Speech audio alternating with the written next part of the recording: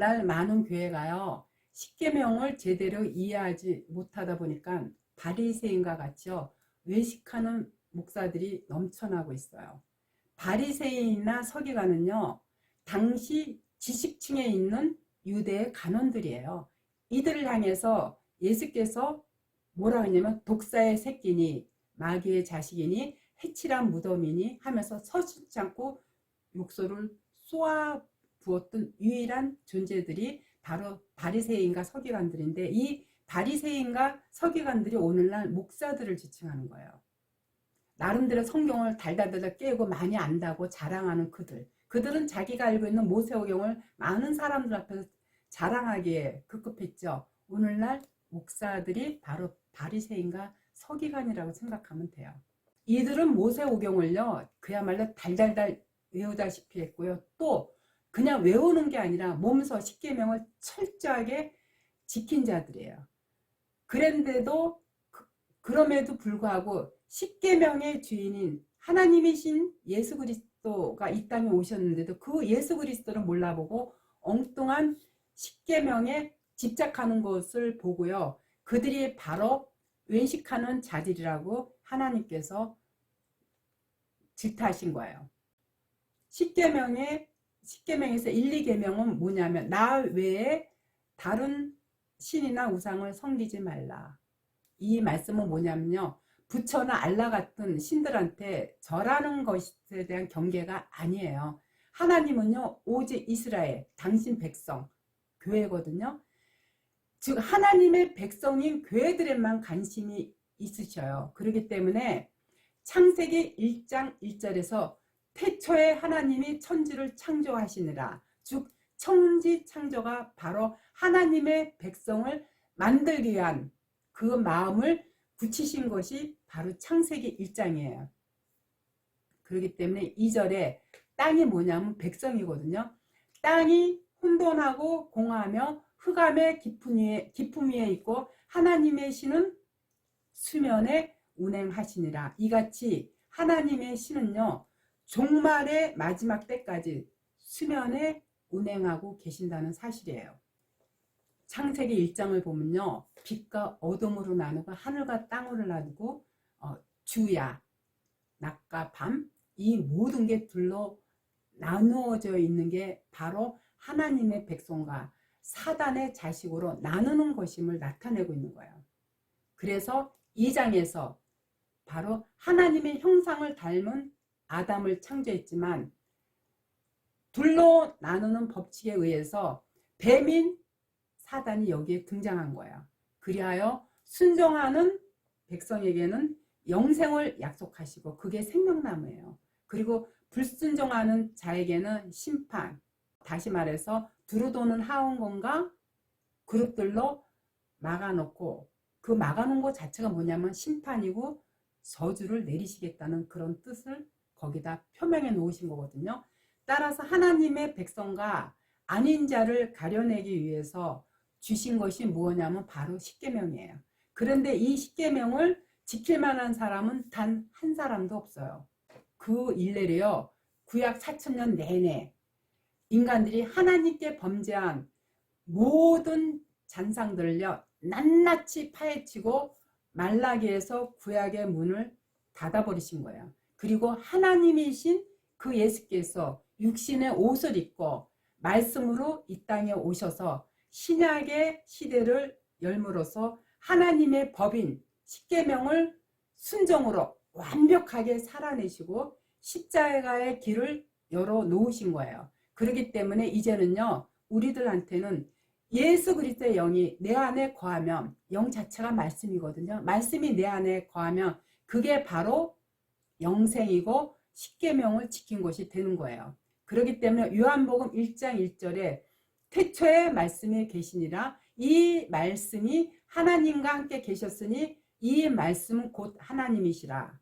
그렇기 때문에 성경 66권이 곧 하나님이시고요, 말씀이며 성령인 거예요. 그래서 성경을 온전히 깨달으려면요, 반드시 성령이 오셔야 하늘의 비밀을 깨달을 수가 있어요. 그런데 엉뚱한 곳에서 하나님을 만난다고 하니 이 얼마나 우습고 어처구니 없는 일이겠는가.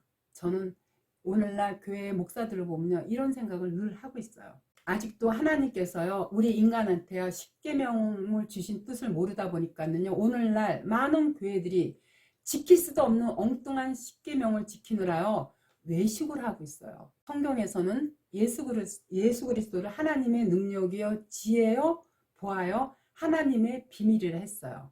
첫 번째 계명, 나 외에는 다른 신을 내게 있게 말지니라와 두 번째 계명, 너를 위하여 새긴 우상을 만들지 말고 또 위로 하늘에 있는 것이나 아래로 땅에 있는 것이나 땅 아래 물속에 있는 것에 아무 형상이든지 만들지 말라. 이 1계명과 2계명, 이거는요, 나 외에 다른 신을 섬기거나 우상을 만들지 말라고 했는데 오늘날 여전히 우상을 섬기고 있어요. 우상이 뭐냐면 바로 탐심이 우상이에요.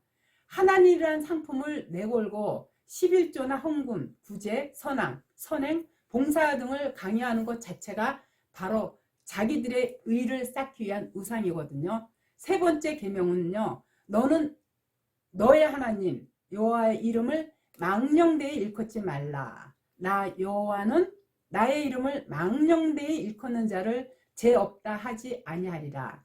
이와 같이 상계명에서는 여호와의 이름을 망령되이 일컫지 말라고 했는데 얼마나 많은 목사들이 오늘날 하나님의 이름을 망령되이 일컫고 있는가. 교인들이라면 이거 한 번쯤 깊이 생각해 봐야 되는 문제예요. 하나님이 오라에서 왔고 가라에서 갔다고 하는 대부분의 목사들이 뭐라는, 여기 우리 목사들 많이 다녀가거든요. 대부분의 목사들이 뭐라 그러는지 알아요? 여기 볼 때 하나님이 가라 그래서 갔고 또 오라고 해서 왔대요.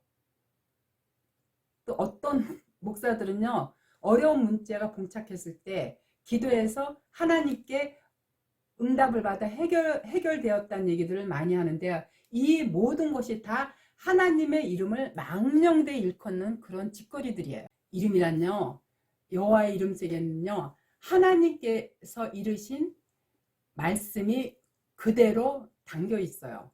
그게 성경 66권이에요. 그렇기 때문에 성경에 없는 말을 하면은요, 그게 바로 하나님의 이름을 망령되이 일컫는 것이 되는 거예요. 그리고 네 번째 계명인 안식일을 기억하며 거룩히 지켜라.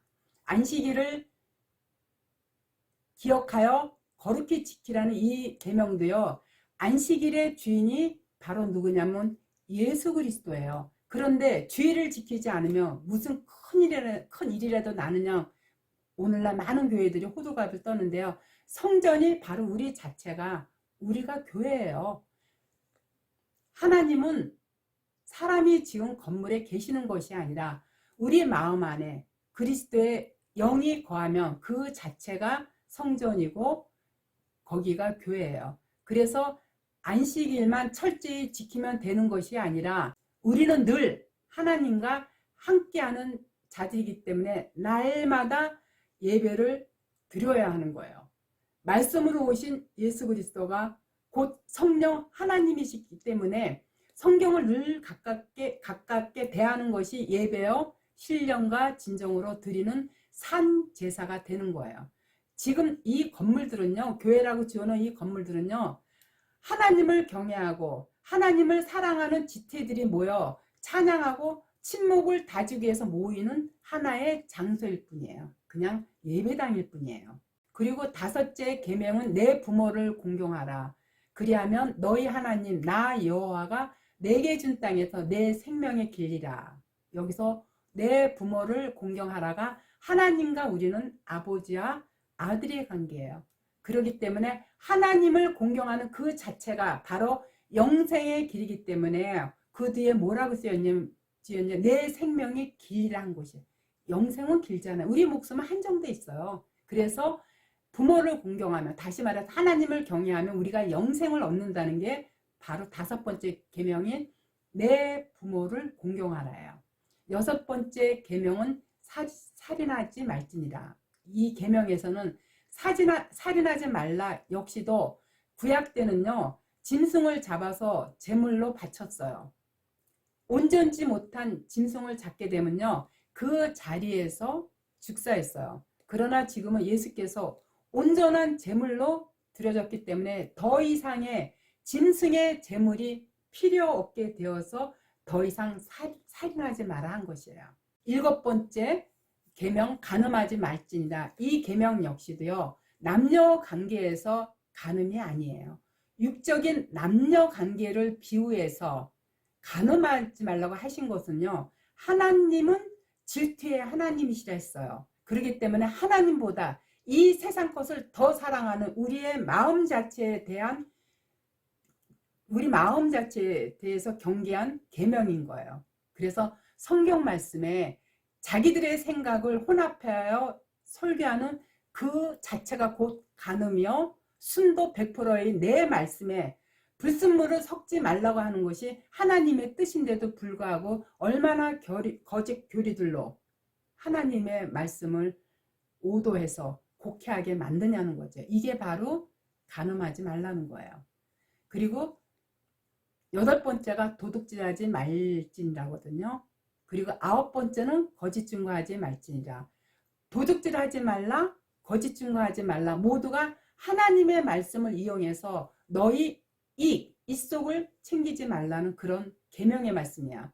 하나님의 말씀을 훔치는 것이요, 가장 큰 도둑질이에요.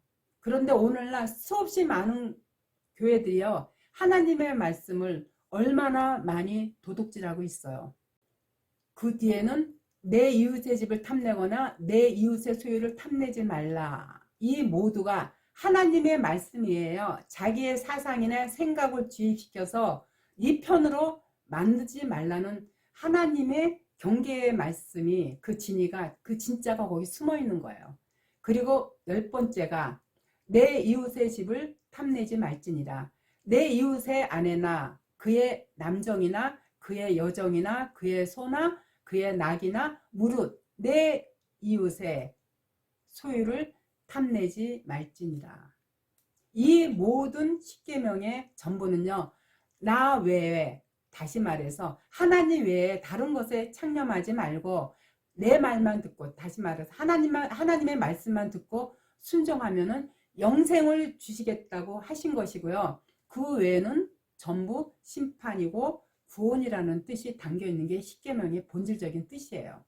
최초의 11조가 어디서 나오냐면요, 창세기에서 나오는데 아브라함이 멜기세덱한테 바친 그것이에요. 롯이 살고 있는 5나라의 연합군과 4나라의 연합군이 전쟁을 했죠. 그 와중에 소돔에 살고 있는 아브라함의 조카 롯이 4나라 연합군에 의해서 잡혀가게 되었어요. 아니, 잡혀갔어요. 그 소식을 들은 아브라함이 집에서 키우던 사병 318명을 데리고 그 4나라 국가 연합군을, 수만 명이 되는 연합군을 무찌르고 롯을 구해왔어요.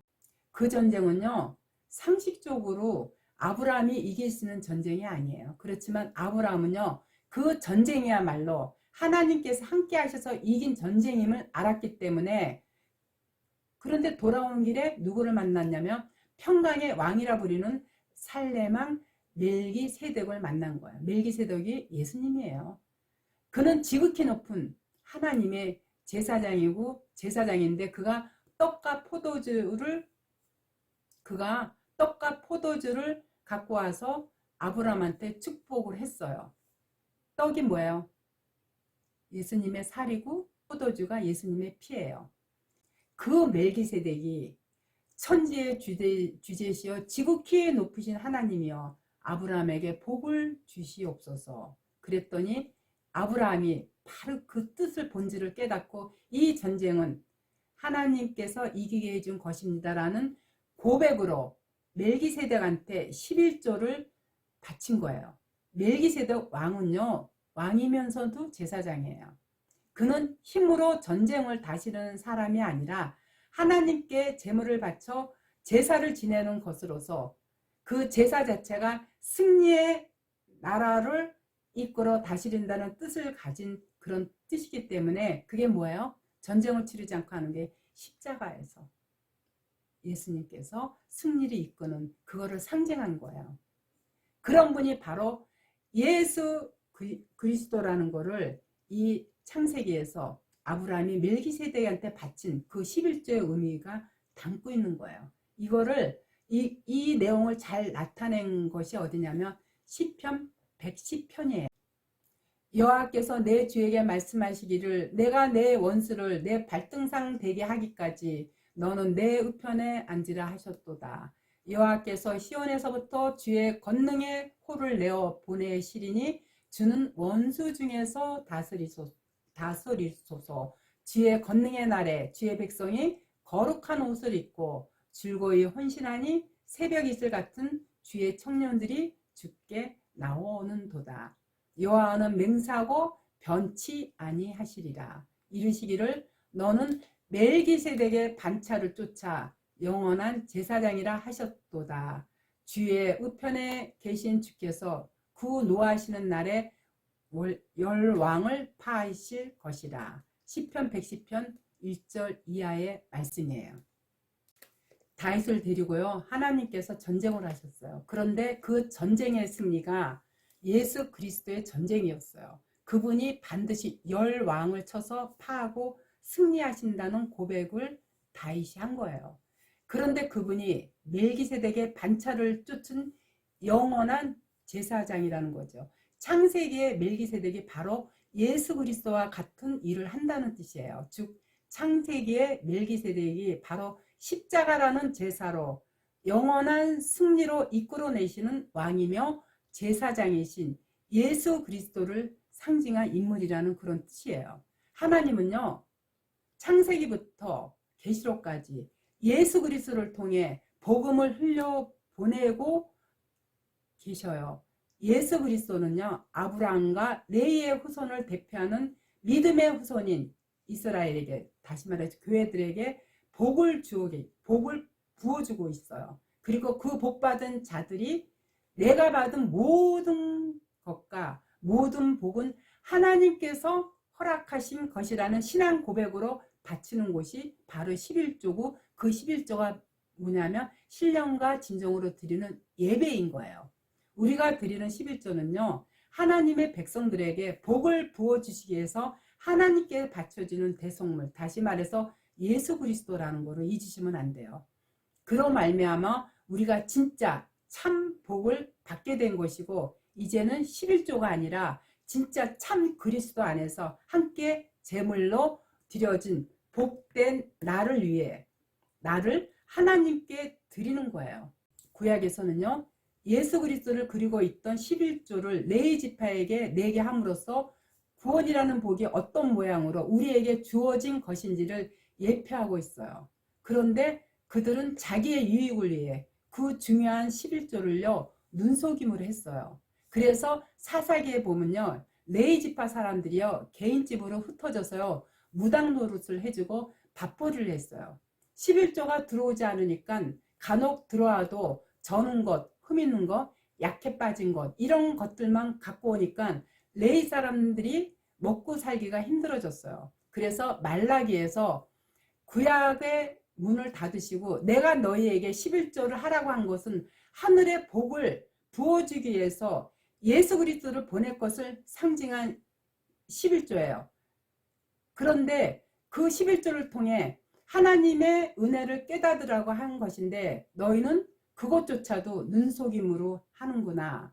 너희가 정말 그 11조의 정신을 잘 알고 11조를 한다면 내가 너희에게 부어줄 복이 얼마나 엄청난 것인지를 너희에게 부어주는 복이 얼마나 엄청난 것이라는 것을 너희들이 알 텐데 너희는 그것조차 그야말로 하지 않는구나. 이렇게 통탄하신 거예요. 그게 말라기 3장 10절이 바로 그 말인 뜻이거든요. 그러므로 온전한 십계명이 뭐냐면 바로 예수 그리스도이고요. 그 그리스도의 영과 함께하는 우리 자체가 온전한 11조를 드리는 예배가 되는 것이에요. 아시겠죠?